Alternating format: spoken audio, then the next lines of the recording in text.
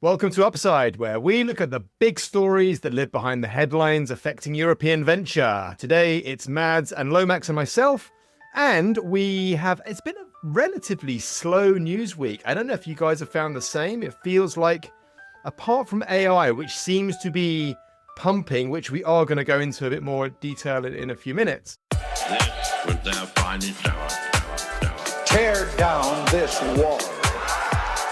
It's more than just an alliance. This is a union of values. Let's start acting.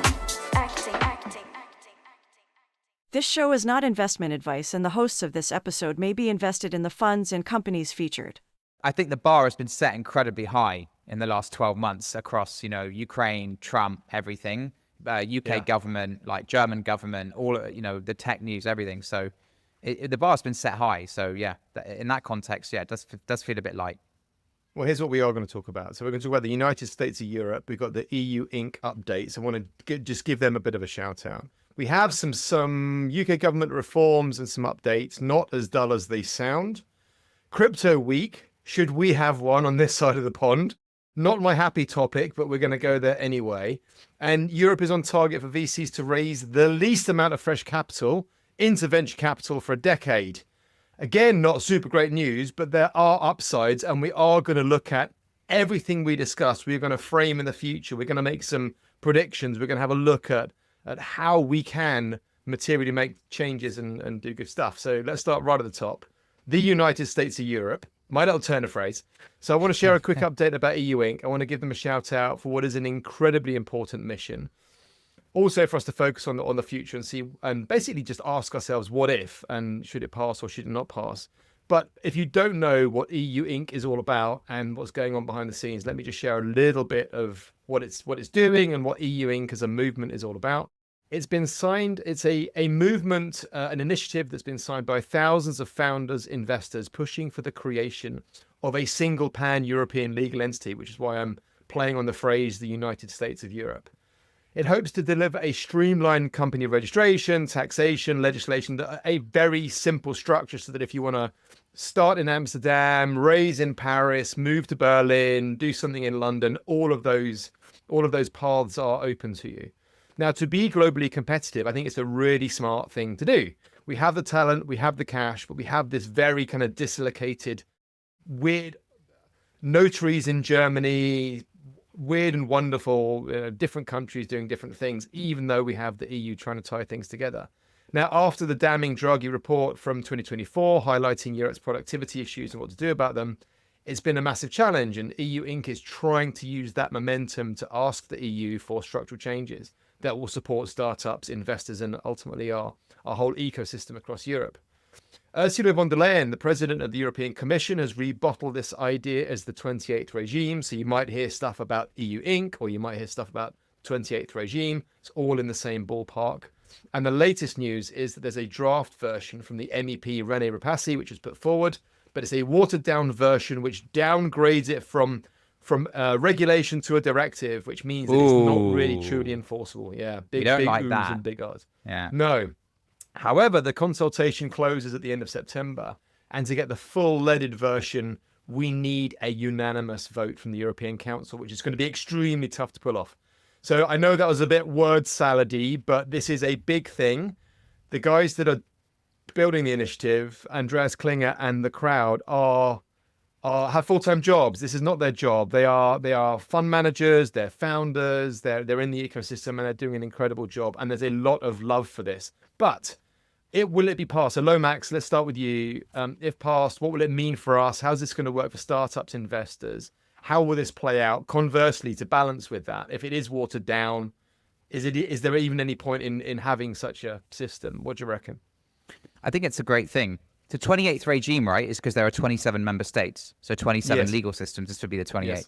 So if they add a new country to the EU, then what do they become? The 29th? They're behind the EU Inc. Yeah.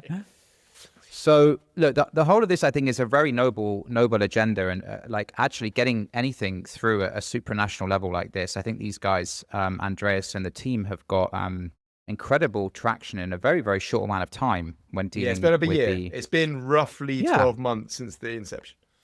And actually, if you look at their Notion page, it's very, very clearly and well set out. So I think actually hats off to these guys. And I think they've moved faster than I would have expected. The context here is that in the UK, as we just said, we have 27 different member states with 27 with their own company law. And that creates complexity. It creates difficulties when investing from one country to another.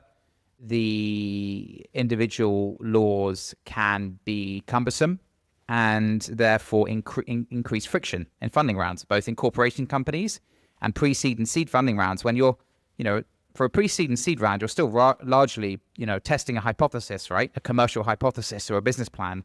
You don't want to spend a lot of time and money and resource on legal fees, for example. So, for context here in the US, if you wanted to set up a, off-the-shelf Delaware company and you used, for example, an all-in-one provider like Stripe have this Stripe Atlas all-in-one, it's $500, which gets you a company and a bank account. In the UK, actually, to set up a company is 50 quid, 50. And then to set up a bank account is free with Tide, Starling, Revolut, any of the, Wise. So actually to get off the ground in those two jurisdictions, we've actually got the Romans to thank, right, for the problems because... Oh, go on, you have to unpack that one. Well, obviously in continental Europe, you have civil law, which is, inherited from the Romans, and, it tends to have these, these dreaded gatekeepers, the white-collar taxi drivers, I would call them, the medallion-waving notaries, right, who effectively act as...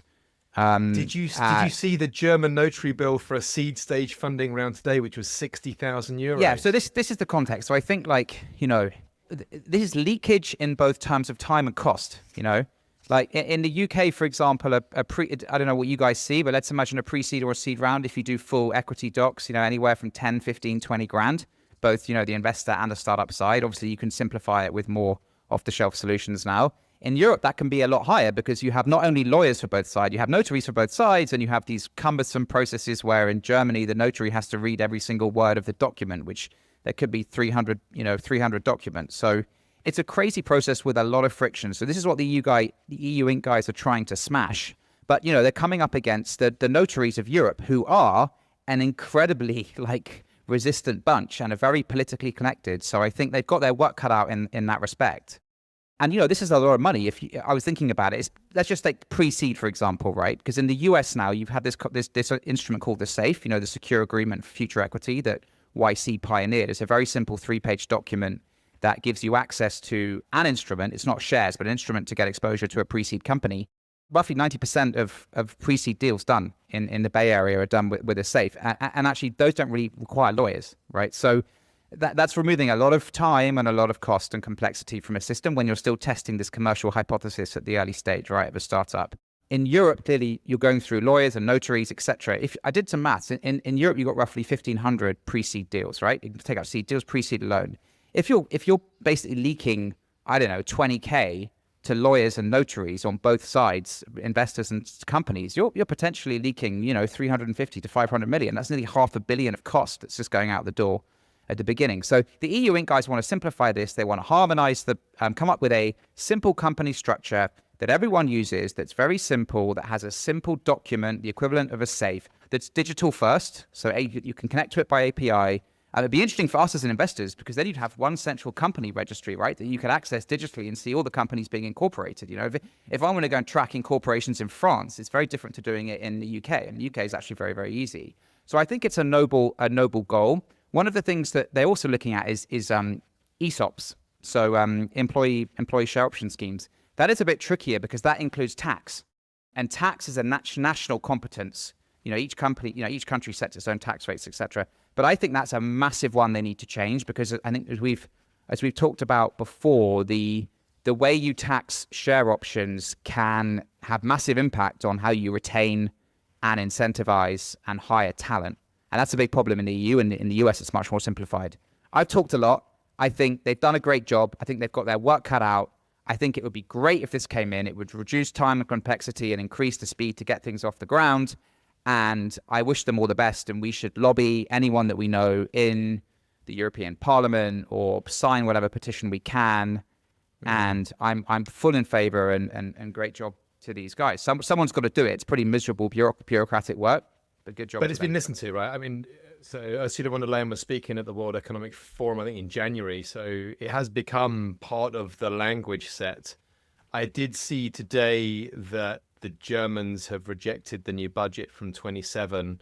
I think the initial bid was for 2 trillion, I think, and the last set was about 1.2 trillion. So it's a big uplift, and the Germans have rejected it. And I'm wondering if and as and where we'll get stuck.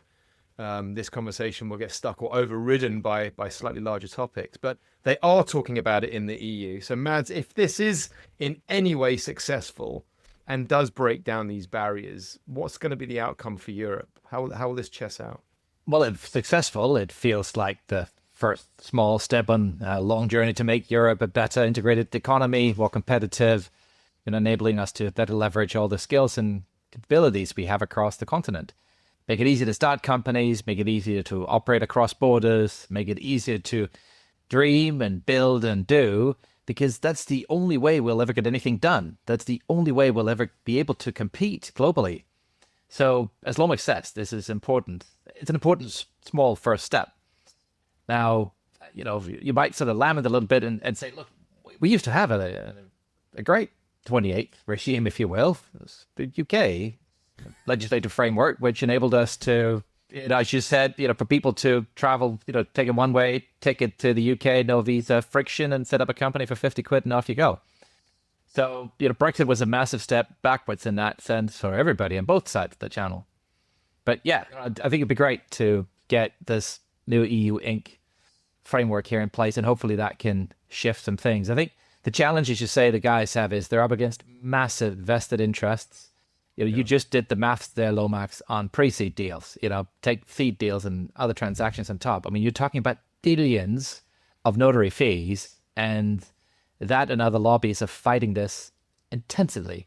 People are talking about social dumping and the ability to incorporate in, places and jurisdictions and kind of circumvent things and operate with less scrutiny. But of course, the truth is that so much of this is down to vested interest, is down to people that have no interest in reforming or making the continent more dynamic. And this is one of the reasons why we're in this morass.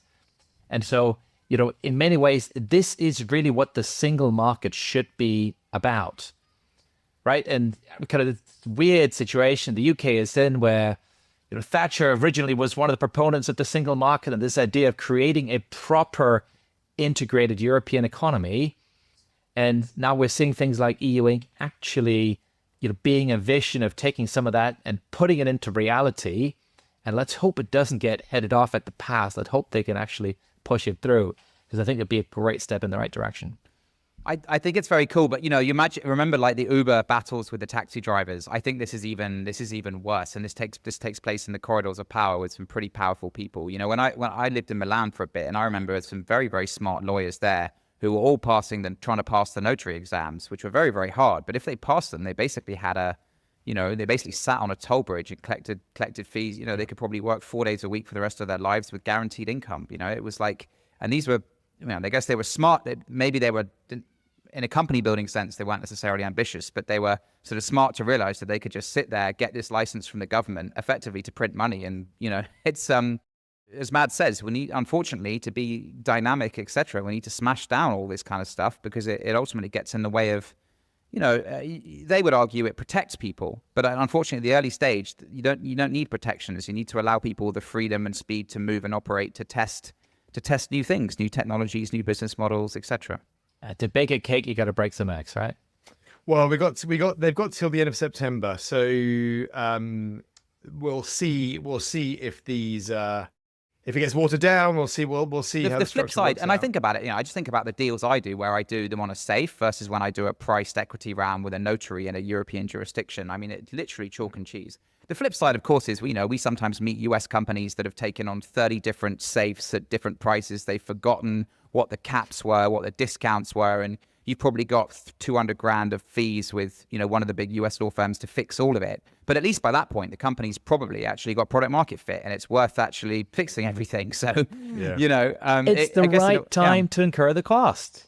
Yes, right. Correct. Once you've proven there's something there, spot on. We are going to have this conversation again, I have no doubt, and I look forward to it. But we are going to move on to AI Corner because, Mads, we're going to bring you back. We're going to bring back AI Corner because there's been, in our slow news week, there's been a heck of a lot of AI news. There's been Mira's raise at Thinking Machines. You've got Meta's hiring plans, and there's some intricate stuff going on in there. Will their new AI lead basically flip the switch on open source? Big tech buying up energy, hydro, nuclear, whatever it might be. Apple is now looking to buy Mistral. I'm sure it was Perplexity last week and Anthropic deals the week before that. Got Nvidia now able to sell to China. Did you guys see the interview with Jensen Huang talking about being available to sell whatever the H20 chips into China? He's normally really clear and crisp with his logic and how he speaks, and it was a little bit like, dude, you're just making up words to justify selling into China. I don't know if either of you saw that. And then we got Kimi 2, the new model from China as well. So a bit of China, which is, we are going to obviously talk about how that's relevant to Europe. So there are a lot of, and also ChatGPT 5 and Perplexity. We've got even more baked into AI Corner. So Mads, let's kick off with you. Tell us a bit about the bed hopping status, what's happening with people and hiring, and break down who's going where. Let's start with that, and then we'll fold out from there.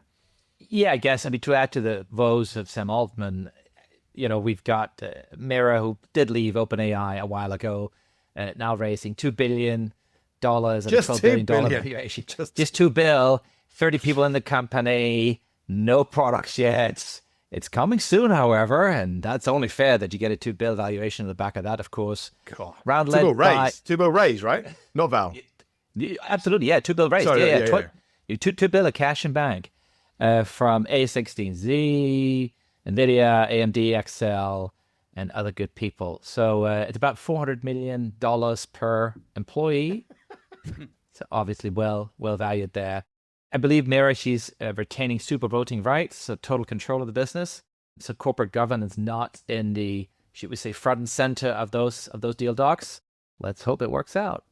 We've had Ilya over at Safe Super Intelligence. He recently lost Daniel Gross to Meta. He was pushed by Zuck there, who was going all guns blazing in the spending spree on AI. And then, of course, we've had everything else that's happened, right? It's a while since Dario left OpenAI and set up Anthropic, and he's built an awesome business there.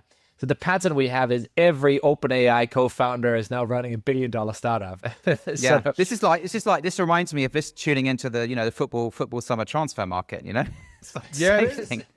It is. And it's not over yet, right? It's going to carry And on. then the numbers are about the same. 200 million for a center forward, or 200 million for a developer. But this is sort of what I thought was interesting, because you touched very briefly on Kimi 2, and which is the new Chinese model. I think we should talk about. There is a European angle on this, which is we've often said, look, we're lacking capital in Europe, and that's why the US is so far ahead in AI and in these LLMs. But China has really shown another way. We had the DeepSeek moment, really late December, but kind of really reverberated in January. This week, Moonshot AI, which is another Chinese AI company, they've changed the game again. They've dropped this new open source model, Kimi K2. Kind of the background of the company is that it was founded in 2023, and the name is not Moonshot as in what you'd think. It's from the Pink Floyd album, Dark Side of the Moon. That's Yang Selin. I was raised on that. That was my mum and dad's. That was their album. No, but I think it's sometimes it's an us versus them, right? And you just listen. We listen to the same music. Like Yang has literally said that's his favorite album. So kind of some good old London rock. It's actually funny. I mean, just on that us versus them. This is just an anecdote. But I had a coffee this morning with a very successful European entrepreneur who now runs his own fund, who just did a 2-week trip in China. And he had many takeaways, but one of them was like, this, like the media is really portraying this them versus us, which is just like not what, people were very friendly, very open. Like, it's just, maybe we should go and spend some time there, rather than just, Indeed. listening to no, Trump. It's not, competition is great. I think we're really seeing that here, because if you compare what the Moonshot team has done to what we've done in Europe, so they've raised 1.7 billion, which is just a smidgen more than Mistral did at 1.3, but they've just done something phenomenal with the money. So over the span of 2 years, they released first this chatbot, which was one of the most popular chatbots in China, expanded the context window to 2 million Chinese characters, so really kind of created some novelty there.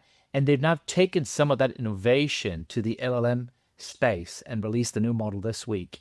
And so in terms of what they've created with the model, well, it's a 1 trillion parameter model, so it's fairly big. They're building on the mixture of experts approach that DeepSeek took, which means that they can train very big, very sophisticated models, train and run them on much less sophisticated hardware. They're doing a number of other things. This applies to both inference and training, but they're also solving a number of other technical problems that make it easier to train on less industrial grade hardware.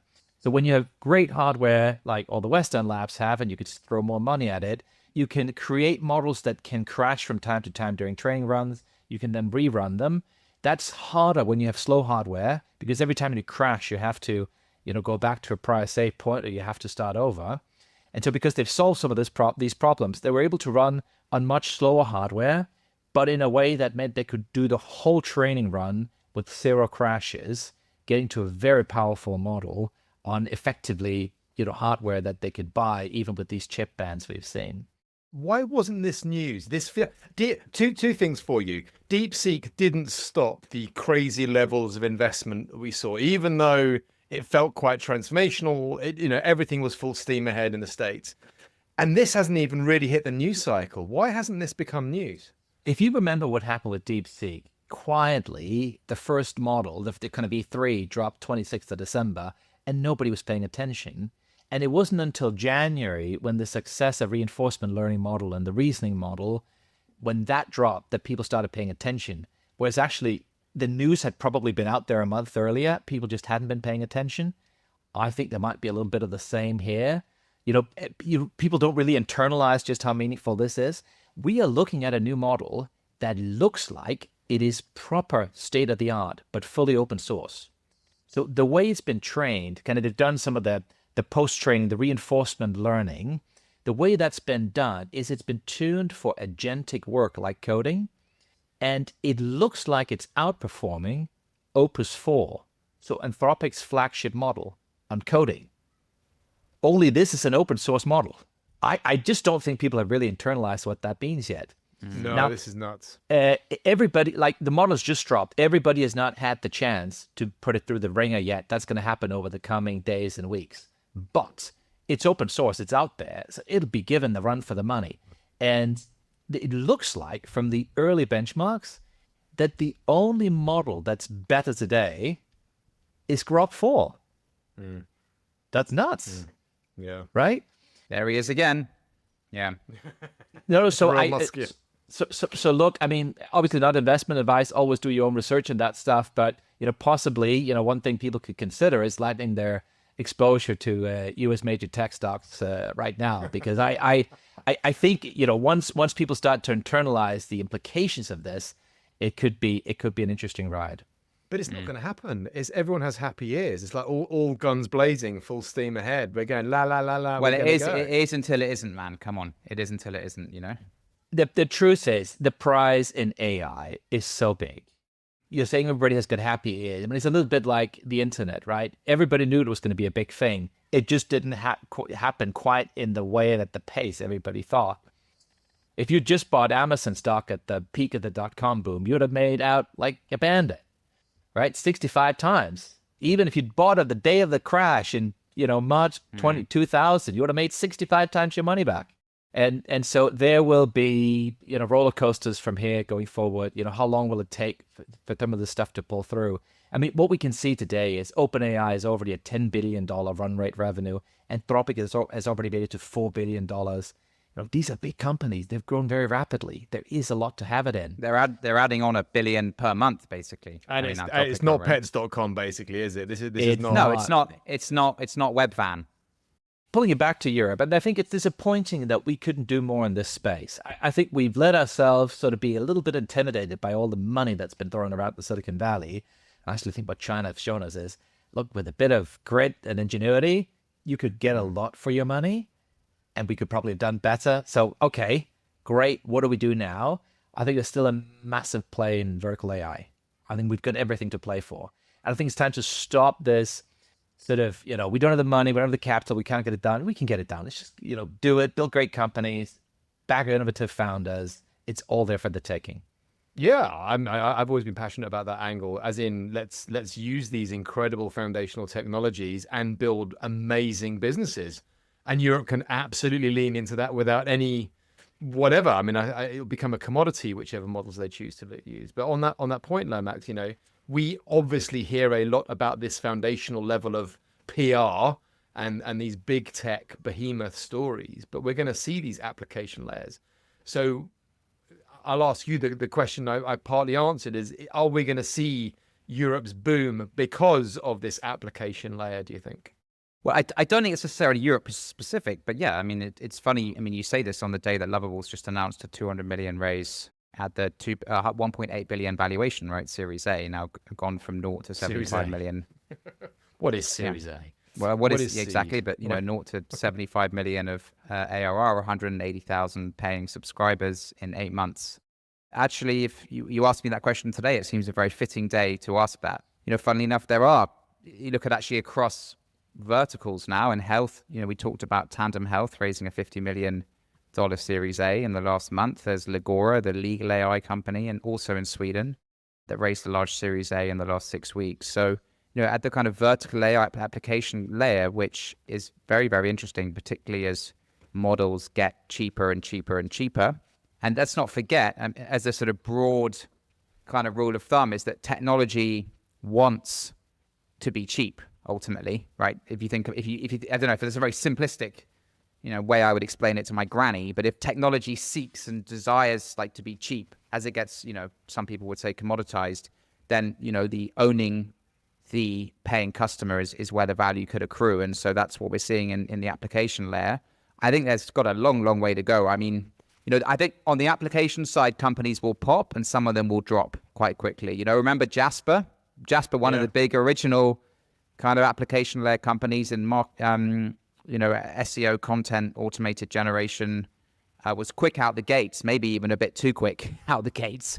Timing is everything, right? I think ended up laying off. Timing is everything, and laying off a lot of people. But look, I think if Europe has lost on the model race, it hasn't lost. The application race is up for grabs, and there are amazingly talented people here in my backyard in Lisbon and clearly in Stockholm, as we've seen, and we 100% know that in London and Berlin and Paris, and talking recently with you guys, as Mads says, where greatness comes from great people, getting together in person and magic happens. And I think that can happen very, very quickly. I mean, look at the speed of this. These companies going from, the new benchmark is what, at least 0 to 10 million of ARR in 12 months now. So the growth rates are off the charts. And I think Europe's got as good a position. And, unlike the model companies, this requires less money. And we all know that Europe has less money than the US. So at least if we have less money, this is actually a game that we can play.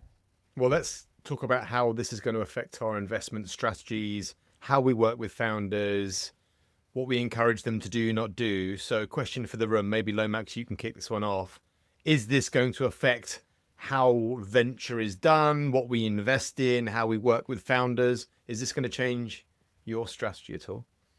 I think often in venture and technology or venture, there's often people are a bit too quick to call the models changed, the rip up the old playbook. It's all about the new playbook when it comes to venture investing. I know, Dan, you like to say that a lot, but I still think I'm keen to push for new models to evolve to. I know you are, but I think I'm keen. Not only how we do what we do, but what we do. And so I'm always going to be poking that bear. Yeah, no, of course, poke away. But I think especially pre-seed and seed investing, I think at the later stage, you can start to innovate at the financial product level once you get more data, more patterns that you can sort of underwrite to. So, for example, we saw General Catalyst do that revenue-based financing for Grammarly a month ago, for example. So you see new models apply where,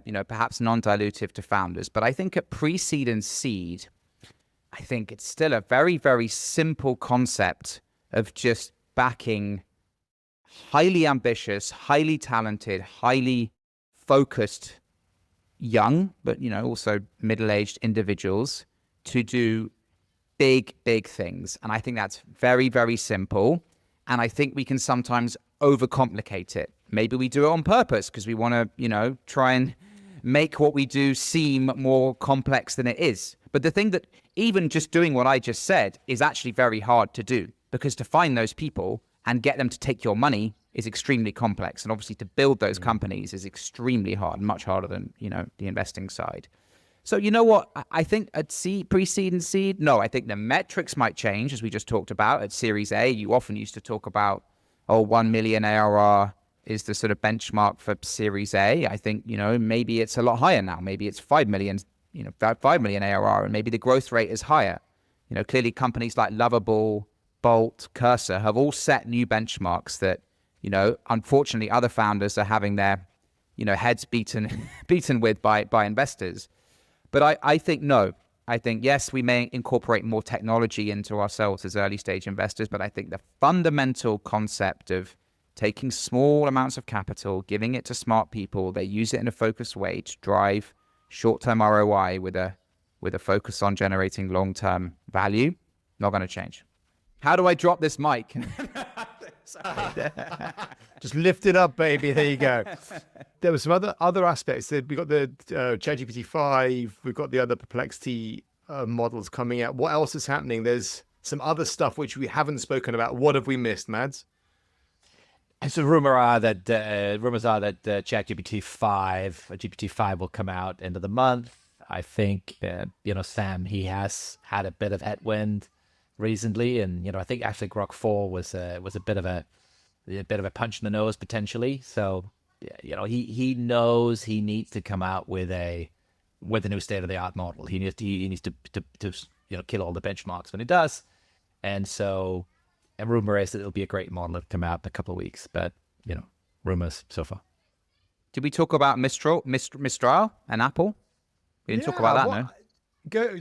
What's the deal, Lomax? What's happening with Well, is Mistral real? is I don't know if it's real. I mean, I'm just going by what's reported in the press that we've talked before about Apple missing the boat in many respects with regards to AI, and it may look to recoup some ground by acquiring the French LLM company Mistral. There are reports of a $15 billion acquisition. Apple has, I think, $50 billion of cash and marketable securities on the balance sheet. So it's easily within scope for them to do. Mistral was raised, as Mads just said, 1.3 million euros, I think it is. The last value at 6 billion. Yeah, 1.3 billion. Yeah.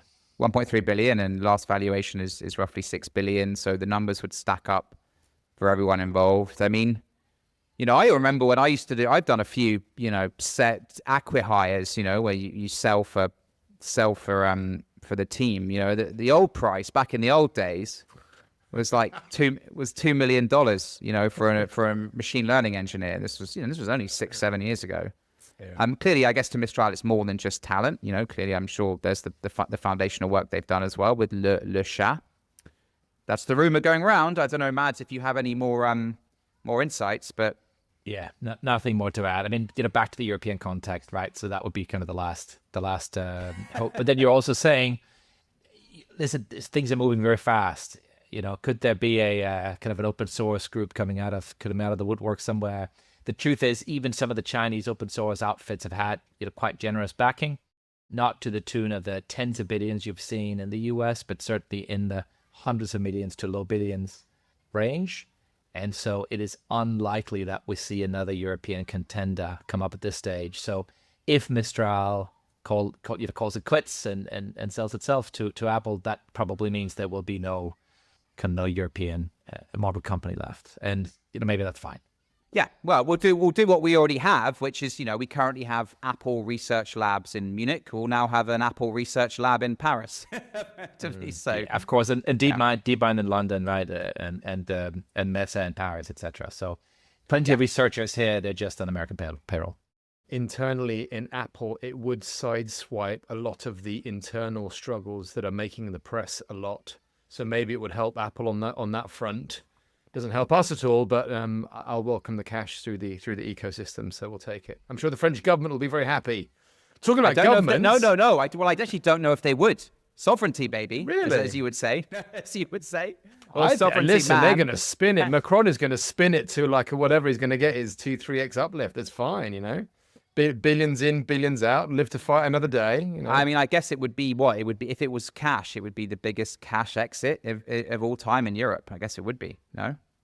If I was Yeah, but Macron, the sovereignty, government have been so pushing for this. No. I could almost see if I was Mistral, I'd be going to the French government and I'd be leveraging this and saying, guys, you know, give me some more money.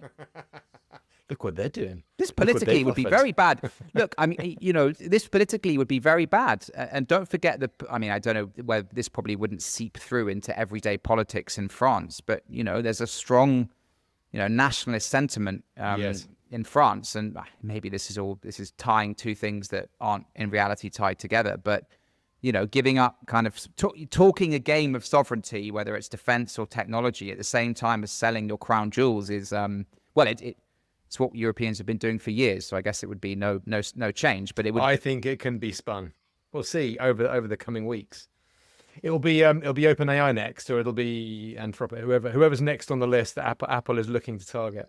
But talking about governments, I want to talk about some government reforms and updates. This is not as unsexy as it sounds.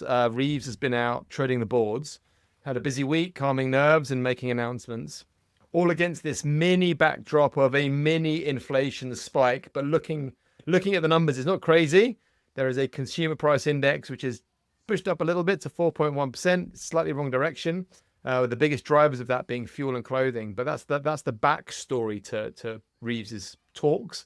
So she's made a couple of speeches this week, notably the Leeds Reform and the Mansion House speech. She's been pushed to streamline EIS and VCT, which is ways of getting early stage innovative capital into the system, but there was no response on that. Her Mansion House speech was all about encouraging the city to take more risk. And some of the specific elements that she focused on were cutting capital reporting requirements, so removing some of the red tape, overhauling the financial ombudsman service. I'm not sure that has any impact on us. Launching a new task force to support listings on the LSE. We desperately need some more listings on the LSE. As said, she'll reserve powers to mandate pension funds to invest in a wider range of riskier assets. We've heard that many times before. Considering changes to ISAs, sure, get more money into publics, great. And then obviously helping banks to focus their retail customers on investing more into public markets. I'm not quite sure how that's going to work. So lots of noise, lots of sound bites. It doesn't quite add up to me. It doesn't feel like anything solid or needle moving or meaningful. Mads, is that fair? I think the intention was good. That's the. I'll take that as a no.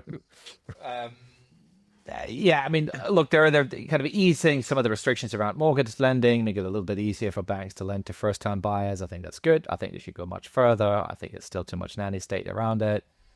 About ring fencing of bank capital, making it easier for banks to move capital between investment banking and retail banking to free up more capital to invest. I think it's a good thing.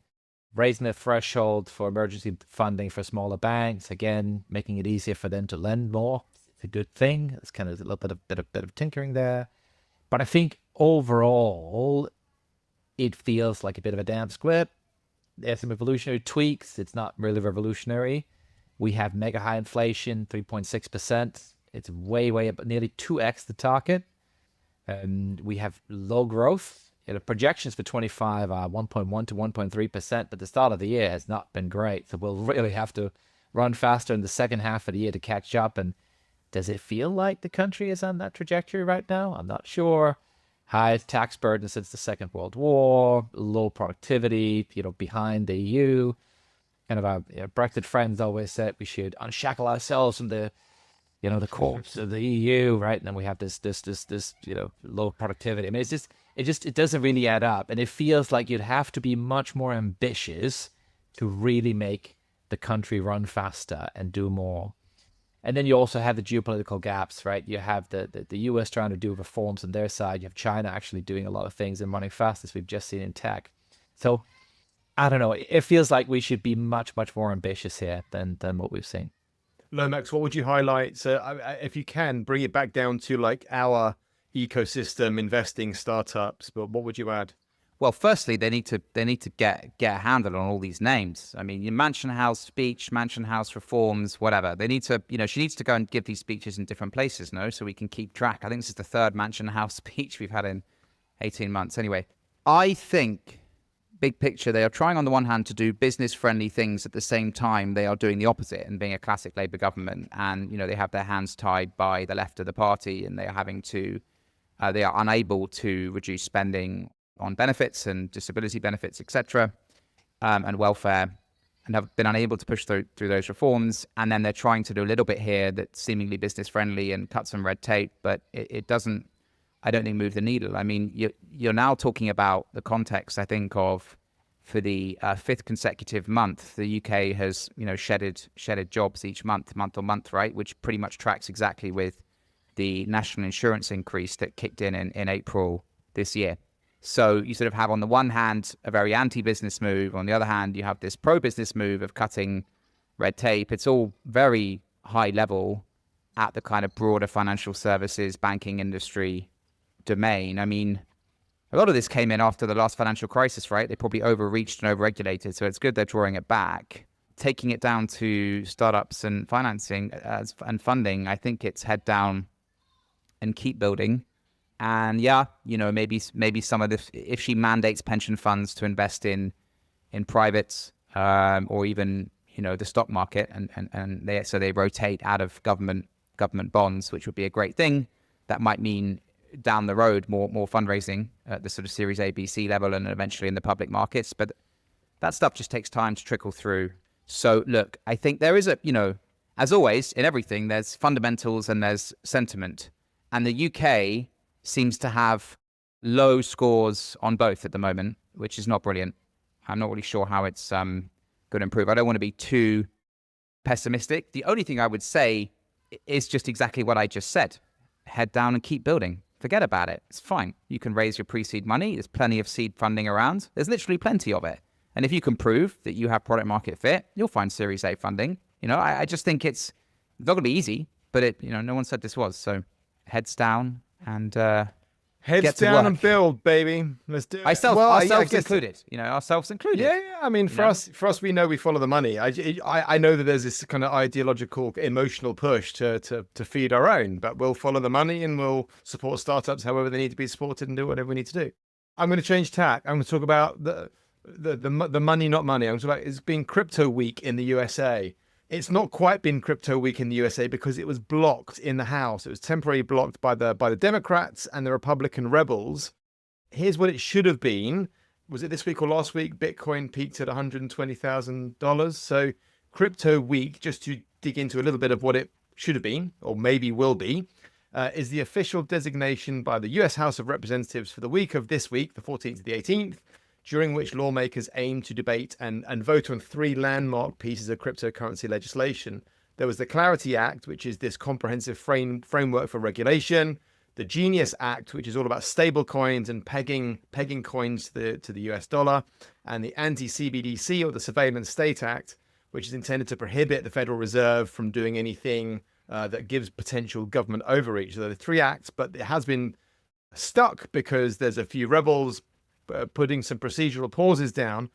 But all of this is with the aim of making the US the center of crypto, owning it, regulating it, layering it into the economy, and just making it a fundamental way that business is done. Now, I have very strong opinions on the topic. You may or may not do too.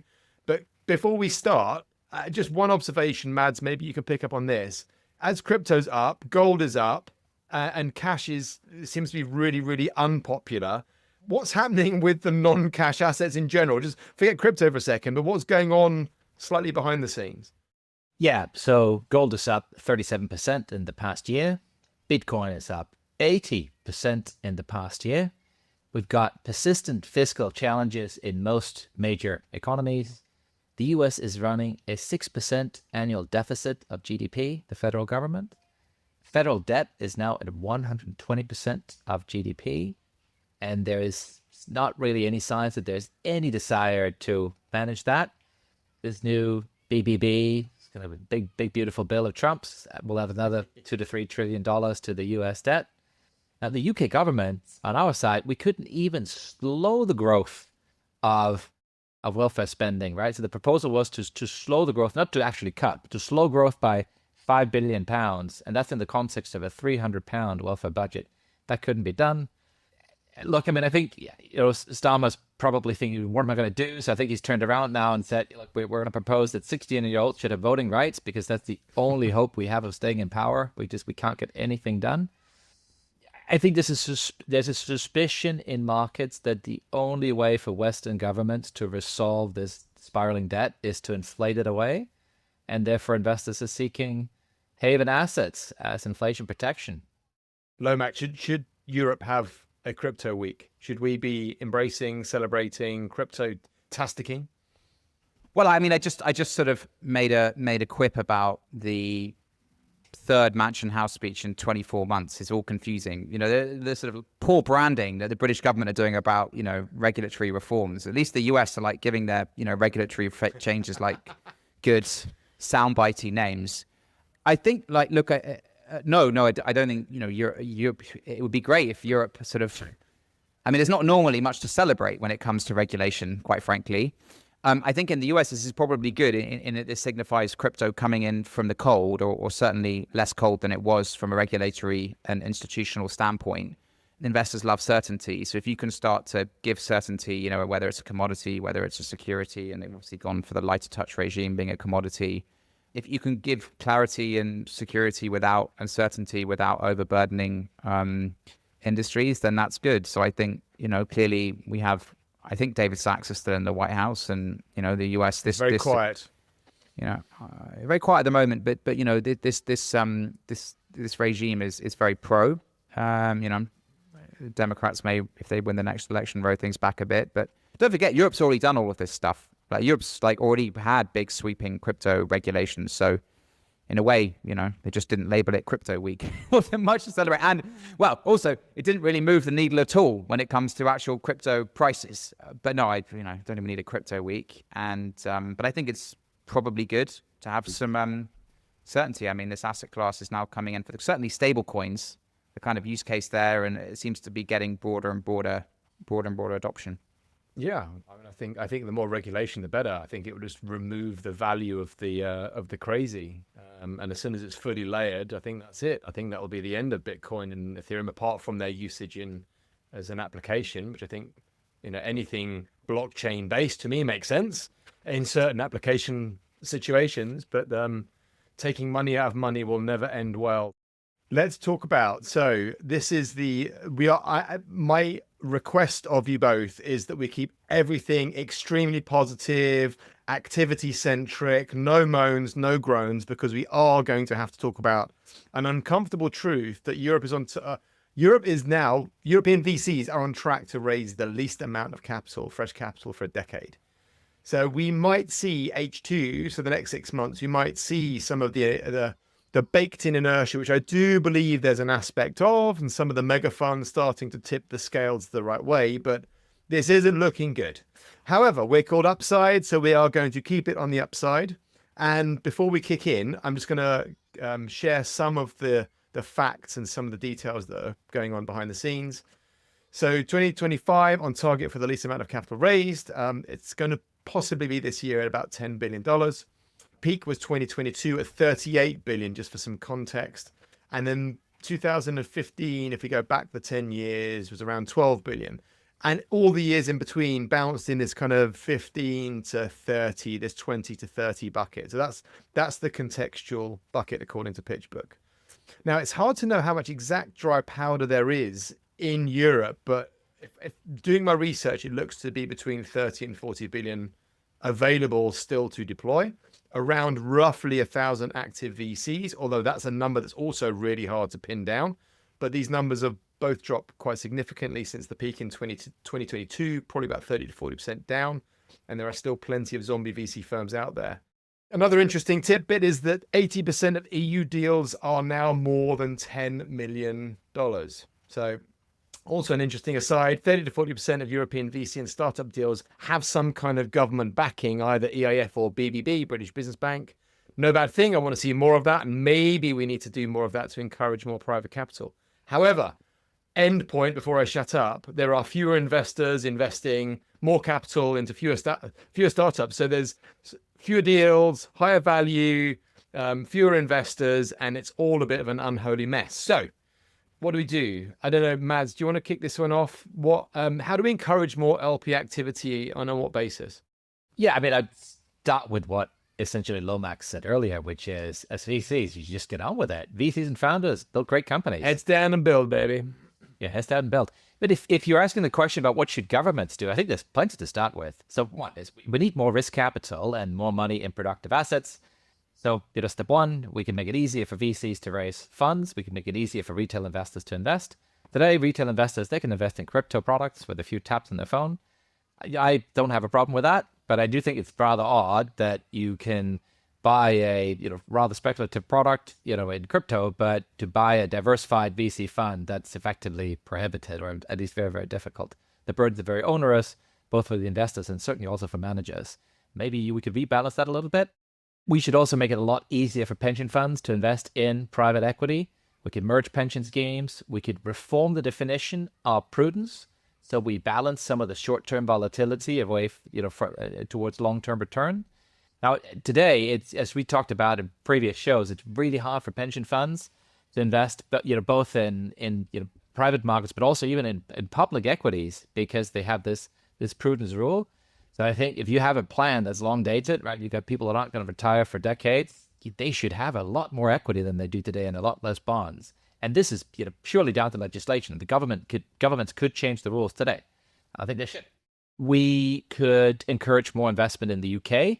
We give massive tax breaks for pension savers. I think it's fair to ask that some funds in return are invested back into productive assets for the local economy.